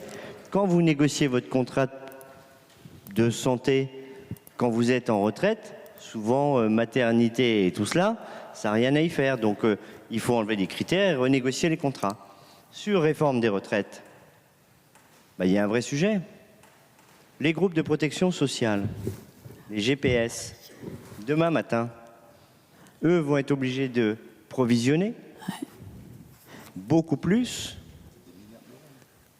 quelques milliards, oui, puisque aujourd'hui on parle de milliards comme d'euros devant la machine à café. Et là, les conséquences, l'État, vous allez vous débrouiller entre vous, puisque c'est vous qui les gérez, les groupes de protection sociale. Et d'ailleurs, est-ce que vous les gérez bien? Eh bien, nous, on décide, dans le cadre de notre agenda autonome, de négocier sur les groupes de protection sociale. On décide de. Après, on n'en élèvera pas et personne ne souhaite enlever au Parlement ses prérogatives. On aimerait juste que de temps en temps, quand il y a un président et un gouvernement, ils respectent un petit peu plus le Parlement plutôt que de sortir tous les artifices constitutionnels, qui sont constitutionnels, je te l'accorde, et qu'on laisse le Parlement débattre. Quels que soient les députés, bons ou mauvais, ou pas d'ailleurs. Mais ils ont été élus, ils sont députés, ce sont les députés de la République. Alexandre, puis Brigitte. Je voulais juste rebondir sur le diagnostic partagé, les organismes que vous avez cité, le corps. Mais c'est pas possible. Le sujet retraite est un sujet absolument central du pacte social, de la confiance qu'ont les gens dans ce qu'ils seront protégés à l'avenir. Le corps doit au moins servir à fournir une batterie d'hypothèses, alors le futur est jamais certain, économique, partagée par tout le monde, qui est évidemment une convention, c'est-à-dire personne ne sait si les hypothèses seront celles qui se réaliseront, mais c'est une convention qui est acceptée par tout le monde, et sur cette convention, on construit des scénarios. Quand vous regardez, aujourd'hui, qu'est-ce que ça produit? Ça produit toujours 3 scénarios, et chacun des 3 scénarios, globalement, justifie la position des gens qui ne sont pas d'accord. C'est-à-dire ceux qui veulent faire quelque chose, ils prennent le scénario, ça va mal se passer, le trou est considérable. Ceux qui disent il faut prendre le temps de discuter, mais il n'y a pas d'urgence, prennent le scénario central qui dit il faut sans doute faire quelque chose, mais on a le temps d'en parler. Et ceux qui veulent rien faire prennent le scénario positif, regardez, il n'y a en fait pas de problème. Et ça fait 30 ans que ça dure. Et vous prenez les avis à quelques semaines ou même pas un an d'écart, ils sont capables de dire ça va, puis ça va pas en fonction de... Alors, je suis pas dedans, donc je ne sais pas en fonction de quoi. Mais pour bien gérer les retraites, c'est un peu ce qu'on essaye de faire à la GIR-Carco. On essaye de se mettre d'accord sur notre batterie d'hypothèses. Alors parfois on s'appuie sur des travaux d'autres, mais à un moment, on se dit notre scénario central sur lequel on construit notre discussion, c'est celui-là. Et le fait qu'un organisme comme ça, on a vu sur la partie sécu, quand le sujet c'est juste de justifier d'une position de Bercy par rapport à des trajectoires bruxelloises, c'est très bien, mais c'est pas un sujet pour nous. Je veux dire que l'État et ses contraintes et sa gestion, c'est très bien, mais il y a des moments, notamment quand ça impacte des organismes paritaires et tout un tas de sujets très lourds pour le fonctionnement du marché du travail et le pacte social, il faut qu'on soit tous d'accord pour se dire, on produit forcément quelque chose de faux, parce que quand vous faites une prévision, de toute façon... Brigitte, voilà, c'est ça qui est important. On va demander à Brigitte comment elle vit dans le conseil d'administration de la GIR-Carco ces éléments de projection dont vous avez besoin pour piloter le régime. Alors, déjà, il y a 2 sujets que je voudrais aborder. Le premier, c'est que ces organismes paritaires, donc merci d'avoir parlé des GPS, parce que j'ai été présidente d'un GPS pendant plusieurs années, donc c'est vraiment aussi une construction, un outil de protection sociale construit par les partenaires sociaux dans leur domaine d'activité. Ça, c'est un sujet important. Mais moi, je voulais vous dire, Les organismes paritaires, c'est pas des bestioles à part qui font leur truc dans leur coin. Hein. La GERCARCO, elle est sous tutelle de l'IGAS, elle est sous tutelle de la Cour des comptes, elle est régulièrement contrôlée, auditée. C'est une maison de verre. On passe notre temps à aller expliquer et montrer ce que l'on fait aux sénateurs, aux parlementaires. Je veux dire, les organismes paritaires ne sont pas des choses planquées dans un coin avec un rempart MEDEF et les pneus des syndicats qui brûlent devant. Pas du tout. On est transparent et on est inscrit dans un ensemble qui est la protection sociale dont nous ne sommes pas les seuls garants. Donc il faut bien se rendre compte qu'on est autonome, mais on est au sein d'un microcosme dans lequel on participe. Aujourd'hui, l'ensemble des régimes de retraite travaillent au sein d'un GIP pour créer des passages, pour créer des facilités, pour avoir les mêmes objectifs, pour que les gens aient bien les bons renseignements. Quand on a créé le GIP de la modernisation des données sociales il y a plus de 20 ans, c'était pour que tout le monde ait une information au même niveau, en même temps, pour pouvoir prendre des bonnes décisions dans une vie personnelle. Ça, je suis sûre que quasiment personne ne le sait. Et pourtant, ça existe et ça fonctionne. Et ça a permis de créer la DSN. Enfin, la DSN a été une révolution aujourd'hui dans la capacité à comprendre ce qui se passe dans le monde du travail au travers la retranscription des fiches de paye dans un univers complètement normé qui permet de sortir des statistiques. D'ailleurs, je vais vous dire, il y a un livre de chevet que tout le monde devrait lire, c'est les chiffres de la GERCARCO. On publie ça chaque année. Et je vous assure que c'est une mine de renseignements hallucinante. Bon, l'autre sujet dont je voulais vous parler, je ne sais pas exactement quel est le panel des interlocuteurs, enfin des participants à cette table ronde. Le paritarisme de gestion et ses mandatés, des gens comme moi, sont des gens qui sont formés, sont des gens qui sont engagés. Et aujourd'hui, que ce soit dans le collège patronal ou dans le collège salarial, il faut faciliter et encourager le militantisme à ce niveau-là, parce que le niveau de compétences que nous avons acquis, la réglementation qui s'applique à, par exemple, nos groupes de protection sociale, celle pour moi la plus emblématique, c'est Solva 2, qui a révolutionné le monde de l'assurance, a fait qu'aujourd'hui les administrateurs paritaires des institutions de prévoyance sont des gens formés à une technicité réglementaire de très très haut niveau pour pouvoir faire ça et continuer à défendre notre vision de la protection sociale et de sa gestion. Il faut que collectivement les entreprises et aussi les salariés puissent encourager des gens actifs à aller dans le paritarisme de gestion pour représenter les intérêts de leurs organisations dans l'intérêt collectif, dans l'intérêt général. En fait, si je devais dire quelque chose en conclusion, l'intérêt général, c'est pas le seul apanage de l'État. Les partenaires sociaux ont aussi un rôle à jouer dans l'intérêt général. Il faut juste se partager le fromage. Voilà. Et faire ça de façon concertée. Pierre, je voulais vous faire réagir parce qu'on parle beaucoup de la construction du cadre grâce au paritarisme au niveau interpro. Une fois le cadre figé, cette espèce de prise en compte de l'intérêt général, il se fait dans l'entreprise, par la manifestation du paritarisme dans l'entreprise, d'où ils tirent leur légitimité, nos partenaires sociaux. Mais ça, c'est un vrai débat. Brigitte vient d'évoquer le fait que les partenaires sociaux contribuent à la définition de l'intérêt général. C'est un vrai débat avec le président de la République, ça. On considère que l'intérêt général, c'est le pouvoir politique, point barre. Et je crois que de ce point de vue-là, il a tort. C'est le garant de l'intérêt général, mais ça n'empêche pas d'autres acteurs d'en être des éléments constitutifs. Et c'est bien évident que quand on voit le terrain qu'occupent les partenaires sociaux, il y a des choses qui relèvent de l'intérêt général, qui sont traduites par leur négociation et par leur recherche de compromis. Moi, je n'ai pas d'état d'âme là-dessus. Je vais faire une remarque un peu... Il y a beaucoup de changements en ce moment dans les organisations. Finalement, les 4 première organisation patronale ou syndicale, le MEDEF, la CFDT, la CGT et Force ouvrière il y a peu, changent ou ont changé de tête, avec 2 femmes en plus qui arrivent à la tête d'organisation, peut-être une 3e au MEDEF, mais rien n'est moins sûr là-dessus. Oui, je sais. C'est dommage que tu n'y aies pas été, tu aurais fait un excellent président du MEDEF. Je pense que c'est le moment, non pas qu'il y aura de la continuité sur le plan stratégique dans beaucoup d'organisations, pas dans toutes d'ailleurs, j'espère qu'il y aura aussi quelques ruptures ici et là. Alexandre évoquait tout à l'heure le diagnostic partagé. moi, de temps en temps, bien sûr qu'il faut partager le maximum de choses quand on veut négocier et transformer les... Mais on peut parfois ne pas être totalement d'accord sur le diagnostic et avancer. En tout cas, il y a une chose que je voudrais souligner auprès de lui, parce qu'il est encore un vecteur du côté du MEDEF qui est intéressant. Quand on veut avancer, transformer les choses, on ne commence pas par tracer des lignes rouges partout. Moi, je suis un peu étonné, parce que c'est un enjeu important dans l'entreprise, puisqu'on a beaucoup parlé d'ailleurs en dehors de l'entreprise, mais il y a des choses qui se passent dans l'entreprise. Je suis un peu étonné de la position rigide du MEDEF sur les ordonnances de 2017. Que le patronat les défende, c'est tout à fait son rôle. Après tout, on peut considérer que ça a fluidifié le marché du travail et ça a pu contribuer à la descente du taux de chômage.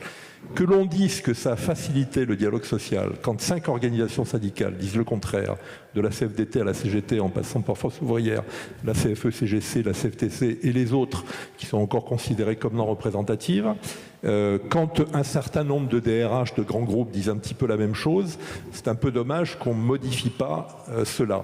Quand Jean-François Pillard et Marcel Grignard disent un peu ça aussi, je crois que ça vaut la peine, tout en gardant peut-être l'architecture des ordonnances, de regarder ce qui ne marche pas. Je vais donner un exemple, la fusion des instances. Moi, j'étais favorable à la fusion CE-CHSCT.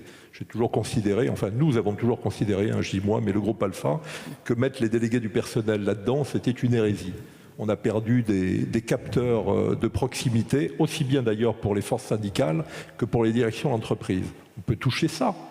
On a quelque part, Alexandre qui est un industriel, c'est très bien quand on fusionne, dans un premier temps ça coûte, les synergies viennent dans un deuxième temps. Là on a fait une fusion en réduisant drastiquement les moyens des organisations syndicales, en termes de mandat ou en termes d'heures de délégation. Ça ne peut pas marcher. C'est trop compliqué aujourd'hui. On le voit dans des entreprises de toutes les tailles, y compris dans le groupe Alpha d'ailleurs, les heures du jour sont démentielles, on n'y arrive pas.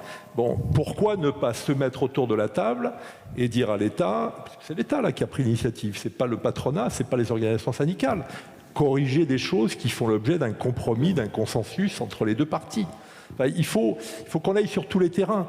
Je veux dire, c'est là que je dis, on peut pas dire à l'État, laissez-nous faire et reproduisez dans la loi ce qu'on a défini dans un accord national interprofessionnel, et en même temps le laisser faire sur des terrains de jeu qui sont des terrains de jeu essentiels pour les organisations syndicales et patronales.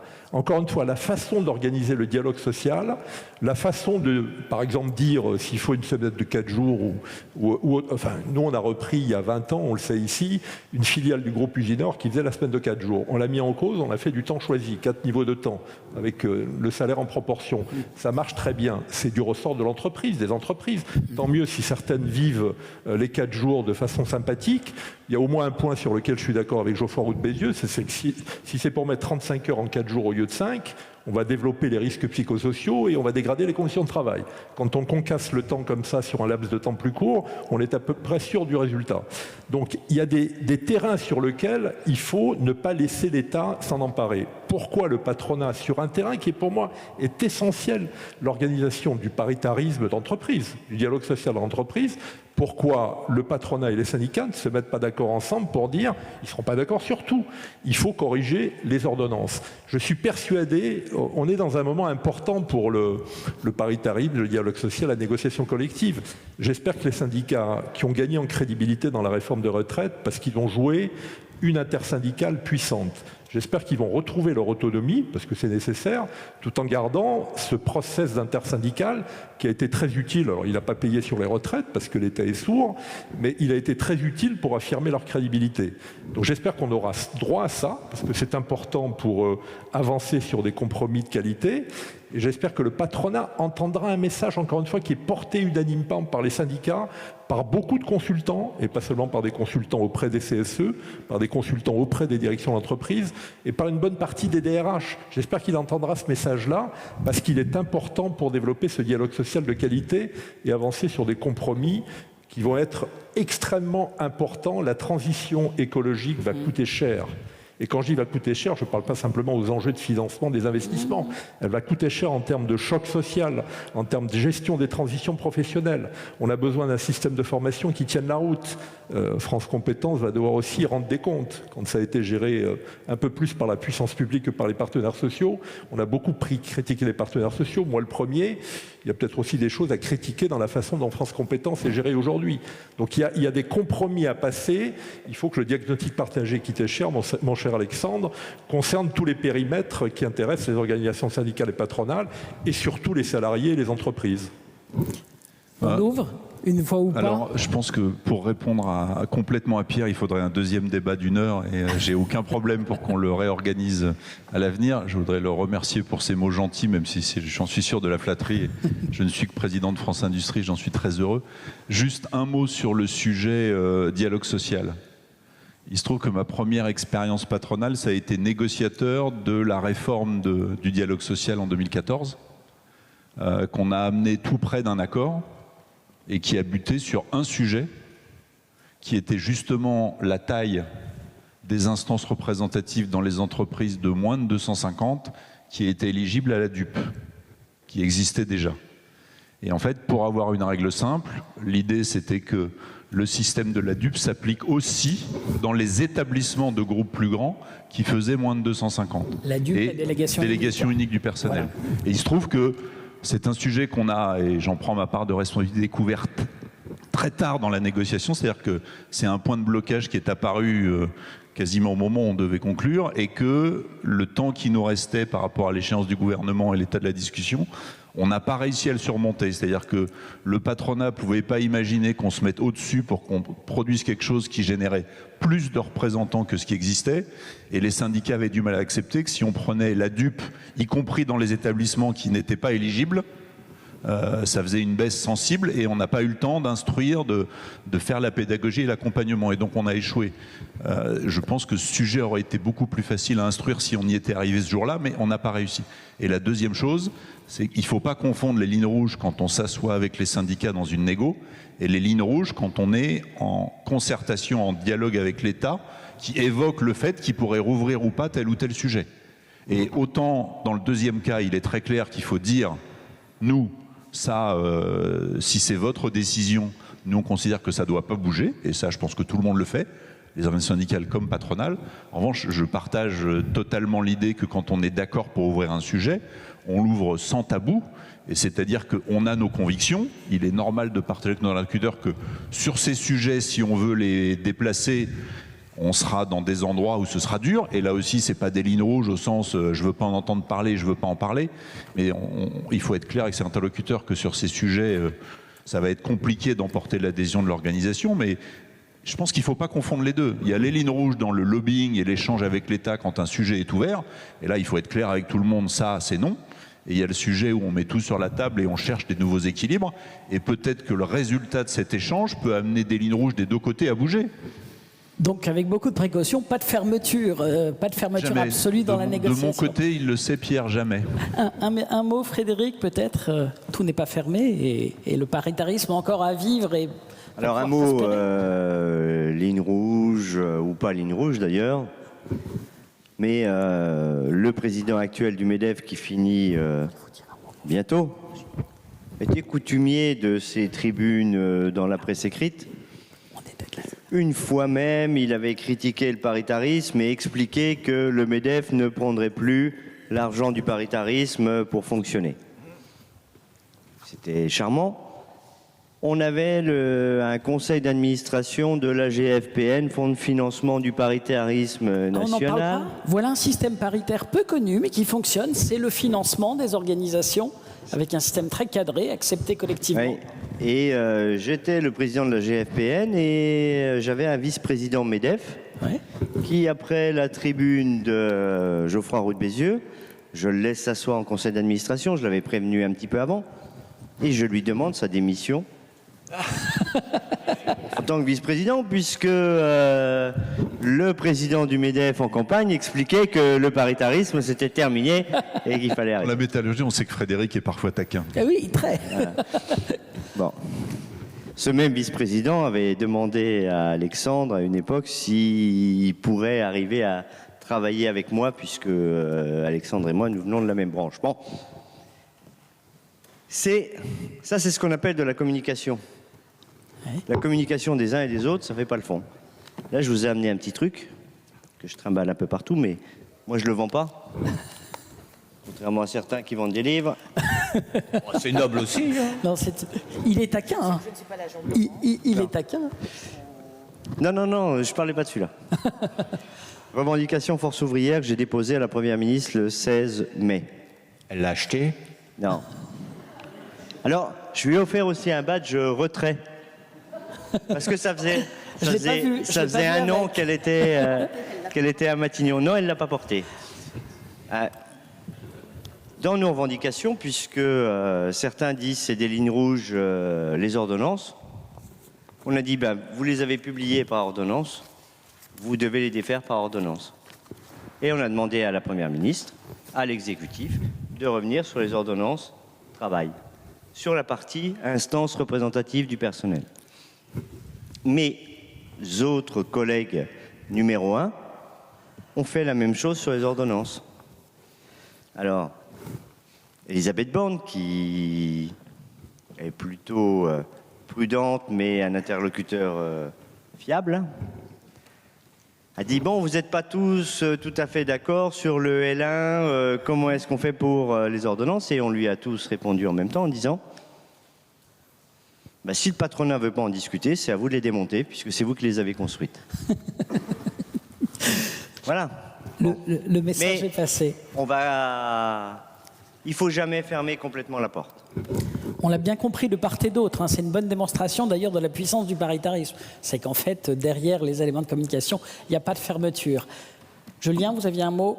Oui, mais je peux même vous en faire 3 très rapidement de conclusion. Le premier, c'est sur la démocratie et l'élection. Donc dans le débat, ça a un peu sorti cette idée selon laquelle l'élection ne serait plus le mode privilégié pour assurer la légitimité dans le paritarisme de gestion. En matière de paritarisme de négociation, la légitimité des représentants procède de l'élection professionnelle. Moi, je pense que du côté du paritarisme de gestion, on pourrait revenir à des élections. Généralement, là, la salle se lève, dit n'importe quoi, etc. Mais, regardez un régime qui fonctionne bien, c'est le régime agricole, parce qu'on est tous là en train de parler généralement de nous-mêmes, globalement pour la plupart des gens du régime général. Le régime agricole, 5% des gens, c'est un régime où la démocratie sociale est très vivante. Deuxième remarque conclusive, c'est que la France est étrange avec son paritarisme, son mot du paritarisme. Elle est étrange aussi parce qu'elle a d'un côté une loi de finances pour les dépenses de l'État et une loi de financement de la sécurité sociale qui englobe aujourd'hui les 2/3 de la dépense de protection sociale. Mon mot de conclusion là-dessus, sur lequel vous serez en désaccord, et avec de bons arguments pour dire que ça ne devrait pas se faire, donc je ne vous dis pas que c'est ce que je souhaite, mais c'est que dans les prochaines années, ça englobera 100% des dépenses de protection sociale.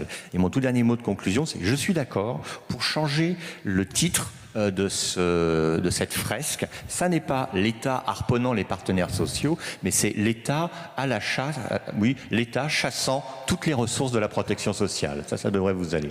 Frédéric n'est pas le seul taquin ici. Pierre, pour finir, et d'abord un merci, puisque là vous inspirez et vous alimentez le débat avec des sujets de rencontres futures. Non, mais merci à tous et je pense que les débats sont toujours très vivants et très directs. On a notre 40e anniversaire qu'on va fêter le 19 septembre. Tu as bien compris, Frédéric, s'il vous prend l'idée de relancer un petit peu le débat sur autre chose que les retraites d'ailleurs, évitez la date du 19 septembre. J'ai remarqué que c'est pas à moi que tu as demandé de faire attention au 19 septembre, Pierre. Mais je vais le demander, je vais te dire pourquoi. Tout le plateau, les 2 plateaux qu'on avait pour le 19 janvier, tout le monde a répondu oui pour le 19 septembre. On a une seule défaillance. C'est Nicolas Dufour qui a un conseil de surveillance de la Caisse des dépôts le même jour et qui était invité dans la table ronde sur l'industrie, la transition environnementale. Je pense que le président de France Industrie pourrait être un très bon remplaçant de Nicolas Dufour. Alors c'est une table ronde où tu retrouveras François Asselin, Sophie Binet. Alors on a tous les dirigeants syndicaux et patronaux, toutes les dirigeantes et les dirigeants syndicaux et patronaux. Donc c'est une table ronde qui, à mon avis, te convient à merveille. Tu pourras faire tes critiques sur certains députés de la majorité qui sont en train de modifier le système d'exonération des cotisations sociales et pas des charges sociales. Donc tu serais le bienvenu. Je le dis d'ailleurs à ceux qui s'occupent de l'organisation du 19 septembre. On a trouvé le remplaçant de Nicolas Dufour. Moi, je voudrais simplement en conclusion remercier tout le monde et notamment Fabien, vous dire que on est dans une phase où la qualité des compromis que devront rechercher les partenaires sociaux est essentielle à un moment où l'État va mettre la main sur tout, parce qu'il y a un enjeu de rééquilibre des finances publiques qui va l'amener à jouer son rôle de croupier tous azimuts. Il a une capacité à ramasser de l'argent partout où il y en a qui est extrêmement forte. Donc moi je pense que plus les partenaires sociaux, j'évoquais les ordonnances, mais il y a d'autres sujets que vous avez évoqués tout au long des tribunes, se mettront d'accord sur la façon de gérer ces compromis, moins l'État se mêlera de ce qu'il n'a pas à faire. Et je pense qu'on attend l'État sur des enjeux essentiels aujourd'hui régaliens, où la société, les Français et tous les citoyens ont besoin de lui. Donc je pense qu'il y a un nouvel équilibre. On a parlé à un moment donné de pacte social. Certains ont fait même allusion à la sortie de la Deuxième Guerre mondiale. Heureusement qu'on n'en est pas là. Mais en tout cas, il y a un nouvel équilibre à trouver entre les forces sociales, les forces politiques, en tout cas toutes celles qui le veulent, pour affronter les avantages et les dangers de la transition environnementale. Les avantages, c'est que j'espère qu'on va mieux protéger la planète demain. Les dangers, c'est que ça va faire beaucoup de dégâts sur le plan social et qu'il faut accompagner le mouvement. Autrement, ces dégâts remettront les citoyens dans la rue, comme on l'a vu avec les bonnets rouges et les gilets jaunes. Donc il faut à tout prix qu'on articule, c'est quelque chose qui nous est cher dans le groupe Alpha, les enjeux environnementaux, les enjeux sociaux et les enjeux économiques, parce qu'il faut aussi financer tout ça, et que la compétitivité de l'économie comme celle des entreprises est aussi importante que la gestion sociale des transitions et que la participation à la protection de la planète. Si on arrive à ça avec vous tous, je pense que le pays se portera mieux, mais il affronte des défis qui sont un peu compliqués. On va essayer d'en parler avec nos 2 tables rondes le 19 septembre, et puis en préparant aussi les consultants, les salariés, les collaborateurs d'Alpha à être aussi en première ligne pour vous accompagner, entreprises et représentants du personnel et syndicats, dans la gestion de ces défis importants pour la société française. Merci à tous en tout cas. Merci beaucoup Pierre pour cette participation.